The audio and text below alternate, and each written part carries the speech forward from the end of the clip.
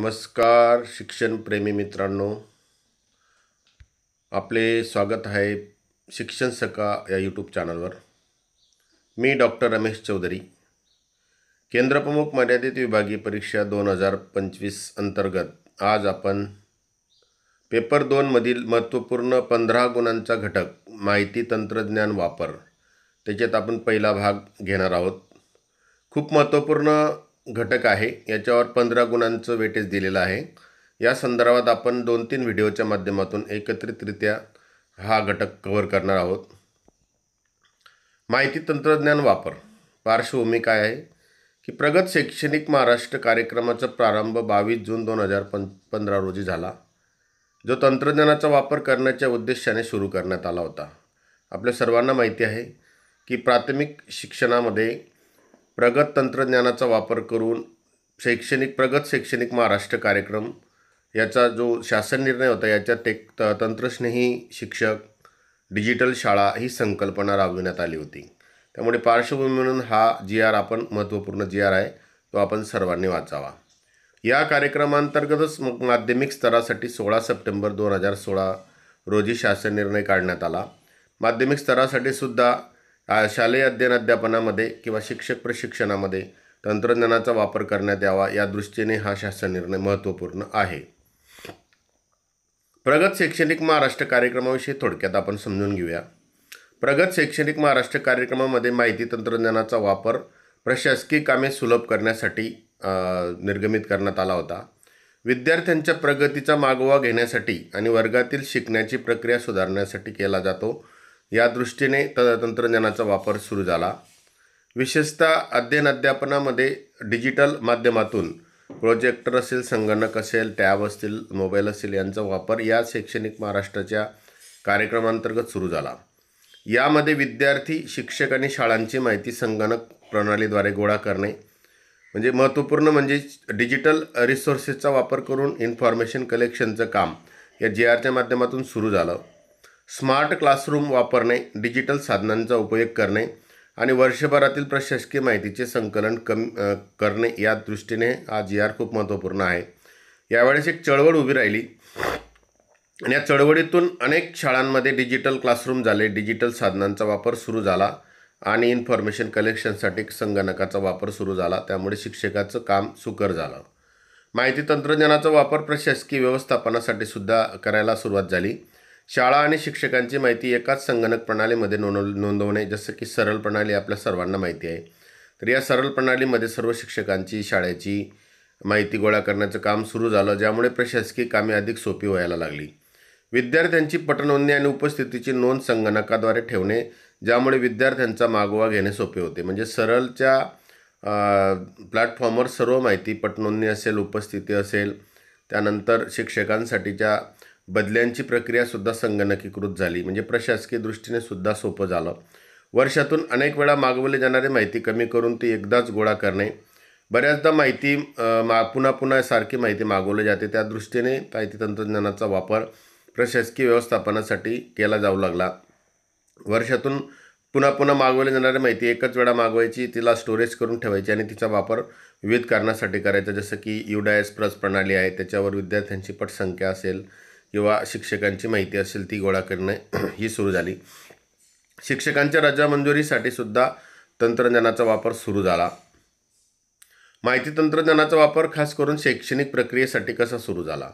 Digital साधनांचा वापर करून शिक्षणाचा अनुभव समृद्ध करणे, या काळामध्ये बहुतांशी डिजिटल तंत्रज्ञानाचा वापर वाढला। 2015 ते 2020 आणि 20च्या कोरोनाच्या कालावधीमध्ये सुद्धा तंत्रज्ञानाचा वापर वाढला आणि त्याच्यातून विद्यार्थ्यांना प्रत्यक्ष काही संकल्पना असतील त्या तंत्रज्ञानाच्या मदतीने स्पष्ट व्हायला लागल्यात।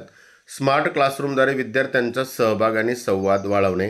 स्मार्ट क्लासरूम ही संकल्पना जेव्हा आली त्यावेळेस ही ड्युअल प्रणाली सुरू झाली की विद्यार्थी स्वतः त्याच्यात सहभागी होऊन त्यांचा संवाद व्हायला लागला। विद्यार्थी स्मार्ट क्लासरूमद्वारे शिकायला लागले, आपला शैक्षणिक आदानप्रदान करू लागले। संगणक प्रणालीद्वारे विद्यार्थ्यांच्या संकल्पनांमधील प्रगतीचे विश्लेषण करणे, संगणकाच्या मदतीने विद्यार्थ्यांचा अध्ययनस्तर निश्चित करण्यात आला आणि त्याचे ॲनालिसिस करून विद्यार्थ्यांचं प्रगतीचे विश्लेषण करायला सुरुवात झाली।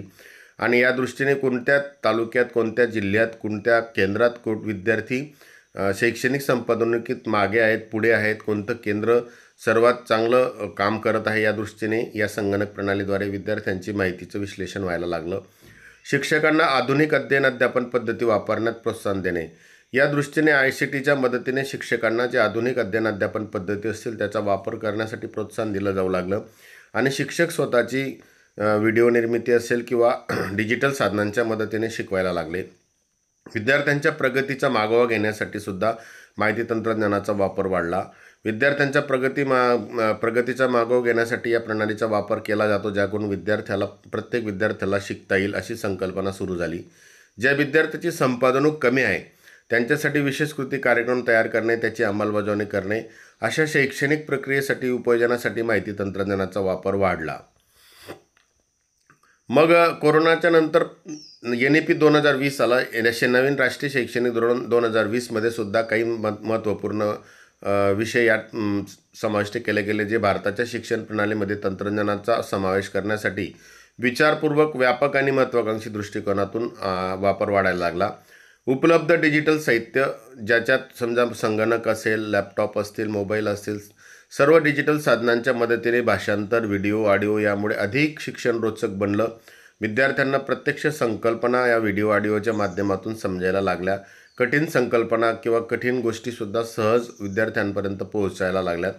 त्याचबरोबर धोरणात योजना आखणे आणि शैक्षणिक प्रशासन सुधारण्यासाठी भर देण्यात आला. NEPमध्ये पुढील 20 वर्षासाठी विषयानुसार शिक्षकांची गरज ओळखणे आणि सार्वजनिक डेटामार्फत पारदर्शकता वाढवणे या उद्दिष्टाच्या खाली धोरण नव्याने उदयास येऊन तांत्रिक प्रवाहांचा विचार करायला लागला आणि त्याचा परिणाम अभ्यासक्रमावर व्हायला लागला. महत्त्वपूर्ण गोष्टी की सायबर सुरक्षा, कृत्रिम बुद्धिमत्तेचा वापर वाढायला लागला.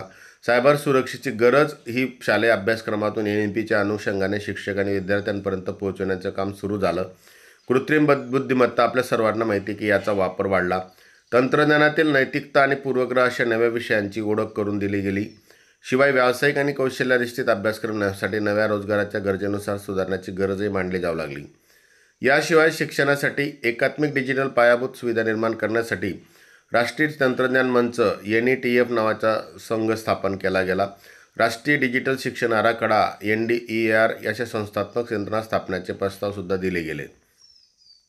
माहिती तंत्रज्ञानाच्या वापरामध्ये जर आपण बघितलं तर unified district information system for education plus UDIS+च्या आकडेवारीनुसार 2019-20मध्ये शाळांमध्ये डिजिटल हार्डवेअरची उपलब्धता 34% होती, तर ती 2023-24पर्यंत ती 57%वर पोहोचली. आज ती 65% पुढे किंवा 70% पुढे आहे. तर UDIS+ ही प्रणाली भारत सरकारची आहे, आपल्या सर्वांना माहिती आहे. तर याचं ॲब्रिव्हिएशन आपल्याला प्रश्न विचारला जाऊ शकतो की unified district information system for education plus, हे आपण माहिती करून घ्या की UDIS+ म्हणजे काय, त्याचं ॲब्रिव्हिएशन आपण समजून घ्या. इंटरनेटची सुविधा देखील 2021 नंतर विशेषतः वाढून 22%वरून 54%पर्यंत पोहोचली आहे. सरकारी शाळांमध्ये कमी असली तरीसुद्धा अजूनही सुविधा वाढत आहेत. अनेक शिक्षक स्वतःच्या मोबाईलच्या तंत्रज्ञानाच्या वापरातून इंटरनेट शाळांपर्यंत पोहोचवत आहेत आणि विद्यार्थ्यांना नवीन नवीन गोष्टी आपल्याला डिजिटल रिसोर्सच्या माध्यमातून, सुविधांच्या माध्यमातून देत आहेत. माहिती तंत्रज्ञानाच्या वापरासाठी PME Vidya direct to home DTH channel सुरू झाले. चॅनल क्रमांक 31 प्रथमतः सुरू झाला, ज्याच्यामध्ये दृष्टीहीन आणि ऐकू न येणाऱ्या विद्यार्थ्यांसाठी DIC प्रणालीवर आणि NIOHच्या वेबसाईटवर, यूट्यूबवर सुद्धा साईट लँग्वेजमध्ये खास ही माहिती तयार करण्यात आली. PME विद्या ही चॅनलच्या बाबतीमध्ये मी स्वतंत्र आपल्याला अजून सांगणार आहे की महाराष्ट्र शासनाला सुद्धा 113, 114, 115, 116 आणि 117 नंबरचे चॅनल खास करून महाराष्ट्र शासनातील 1ली ते 12वीचे विद्यार्थ्यांसाठी स्वतंत्र वर्गनिहाय प्लॅटफॉर्म उपलब्ध झालेला आहे. तर असा प्लॅटफॉर्म सुरू झाला. दीक्षा प्लॅटफॉर्मवर सुद्धा अनेक व्हिडिओ अपलोड केले गेले. यापूर्वी महाराष्ट्र शासनाने मित्रा ॲप नावाचं ॲप सुरू केलं होतं. मित्रामध्ये शिक्षकांनी स्वयंप्रेरणेने अनेक व्हिडिओ टाकले होते आणि त्याच व्हिडिओचं रूपांतर पुढे भारत सरकारने दीक्षा प्लॅटफॉर्मवर सुरू केलं. आज दीक्षावर अनेक विद्यार्थ्यांसाठी, शिक्षकांसाठी, समाजासाठी अनेक चांगले असे व्हिडिओ आहेत. प्लॅटफॉर्मवर अनेक गोष्टी आहेत, त्या आपण बघितल्या पाहिजे. सध्या दीक्षा ॲपवर 1.89 कोटी नोंदणीकृत वापरकर्ते आहेत. दीक्षा पोर्टलवर विद्यार्थ्यांसाठी, शिक्षकांसाठी, शिक्षक प्रशिक्षकांसाठी आणि पालकांसाठी एकूण 21,558 ई-कोर्सेस उपलब्ध आहेत की ज्याच्यातून विद्यार्थी, शिक्षक आणि पालकसुद्धा आणि स्वतःचं डेव्हलपमेंट करू शकतील. वैयक्तिक CPDसाठी शिक्षकांना ट्रेनिंग जर घ्यायची असेल तर काही नवीन नवीन कोर्सेस या ठिकाणी येऊन करता येतात. हे सर्वसामान्य मार्गदर्शक 133 भाषांमध्ये असून त्यात 7 विदेशी भाषांचा सुद्धा समावेश आहे. म्हणून दीक्षा पोर्टलबद्दल आपल्याला 1-2 प्रश्न येऊ शकतो. त्यानंतर दीक्षा पोर्टलवर 63 लाखाहून अधिक शिक्षकांनी निष्ठा प्रशिक्षण पूर्ण केलेलं आहे. या संदर्भातही आपल्याला प्रश्न येऊ शकतो की दीक्षा पोर्टलच्या माध्यमातून कोणतं प्रशिक्षण दिलं गेलं. निष्ठा 2.0, निष्ठा 1.0 जे असेल ते आपल्याला याचं उत्तर आपल्याला समजून घ्यावं लागेल. डिजिटल शिक्षणासाठी विद्यार्थ्यांमध्ये वाढलेली आवड. नवीन शैक्षणिक धोरणात शिक्षणात तंत्रज्ञान एकत्रित करण्याचा व्यापक दृष्टिकोन वाढल्यामुळे आणि विद्यार्थ्यांना वाढलेली आवड विद्यार्थ्यांमध्ये डिजिटल शिक्षणासाठी आवड वाढायला लागली. ज्या शाळांमध्ये डिजिटल पायाभूत सुविधा आहेत तिथे डिजिटल सामग्री उपलब्ध असणे सर्वात सोपी बाब झाली आणि यातून समाज सहभागातून, शासकीय अनुदानातून, शासकीय निधीतून आणि प्रत्यक्ष शासनाच्या मार्फत अनेक शाळांमध्ये डिजिटल रिसोर्सेस आज वापरले जात आहेत. दीक्षासारख्या प्लॅटफॉर्मवर 7,000हून अधिक पाठ्यपुस्तके अनेक भाषांमध्ये डिजिटल करण्यात आली आहेत आणि 3.75 लाखांहून अधिक सामग्री, video, YouTube channel, interactive materials upload करण्यात आले आहेत. तर दीक्षावर सुद्धा 1 किंवा 2 प्रश्न आपल्याला येऊ शकतो. दीक्षाची डिटेल्स माहिती आपण घ्या. जलद तयारीसाठी आपण काय करा की आपण आतापर्यंत जो अभ्यास करत आहात त्यासाठी दररोजचे सराव प्रश्न सोडवा. मागील वर्षाच्या काही प्रश्नपत्रिका विशेषतः TETच्या प्रश्नपत्रिका असतील त्या आपण सोडवा किंवा यापूर्वी ज्या ठिकाणी हा कंटेंट विचारला जातो त्या यापूर्वी काही डाएटची परीक्षा असेल किंवा MPSC मार्फत घेतलेली डाएटची परीक्षा असेल किंवा सेट पुणे विद्यापीठामार्फत सेटची परीक्षा असेल त्याच्यामध्ये सुद्धा डिजिटल माहिती तंत्रज्ञानाच्या वापरावर प्रश्न विचारले जातात. अशा मागील प्रश्नपत्रिका आपण संकलित करा आणि त्याच्यावरच्या प्रश्नपत्रिका सोडवा, त्याचं विश्लेषण करा. महत्त्वाच्या घटकांवर लक्ष केंद्रित करा. यात महत्त्वपूर्ण घटक जे आहेत की जसं की प्रगत शैक्षणिक महाराष्ट्र असेल, दीक्षा असेल, NEP असेल किंवा मग वेगवेगळ्या प्रकारचे PME विद्या चॅनल असेल, UDIS प्रणाली असेल, सरळ प्रणाली असेल, तर याचा आपण अभ्यास केला पाहिजे आणि त्या घटकांवर 1-2 प्रश्न निश्चित येतात या दृष्टीने नियोजन करा. वेळेचं योग्य नियोजन करा. आपण आता दिवाळीच्या सुट्टीत आहात तर जास्तीत जास्त वेळ दिवसातून 8 ते 10 तास अभ्यासाचं नियोजन आपलं पाहिजे. कारण की पुढे आपल्याला डिसेंबरच्या पहिल्या आठवड्यात परीक्षा होणार आहे. हा महत्त्वपूर्ण महिना आहे. आपल्याकडे उपलब्ध जे 30-40 दिवस असतील त्याच्यामध्ये आपलं वेळेचे योग्य नियोजन करा. मित्रांसोबत चर्चा आणि समूह अभ्याससुद्धा करता आला तर तो करा. आपली स्पर्धा ही स्वतःसोबत समजू द्या. आपल्या मित्रांसोबत कधी आपण स्पर्धा करू नका. आपली स्पर्धा आपल्या स्वतःसोबत ठेवा. म्हणजे आपल्या मित्रांच्या माध्यमातून सुद्धा आपल्याला काही चांगल्या गोष्टी उपलब्ध होतात, त्याचा आपण अभ्यासासाठी यूज करा. डिजिटल साधनांचा वापर करा. बऱ्याचदा आपण TV, मोबाईलचा वापर करत असतो परंतु तो मनोरंजनासाठी, पण आता आपण महिना-दीड महिना आपण फक्त डिजिटल साधनाचा वापर हा परीक्षेसाठी करा. यूट्यूब व्हिडिओ अनेक उपलब्ध आहेत, त्याच्यात चांगले यूट्यूब चॅनल्स फक्त बघा. विनाकारण जास्त व्हिडिओ बघितल्यानंतरसुद्धा अनेक संभ्रम निर्माण होतात. मोबाईल ॲप्स आणि टेस्ट सिरीजचे काही ॲप्स असतील तर त्याच्या माध्यमातून थोडी तयारी करा.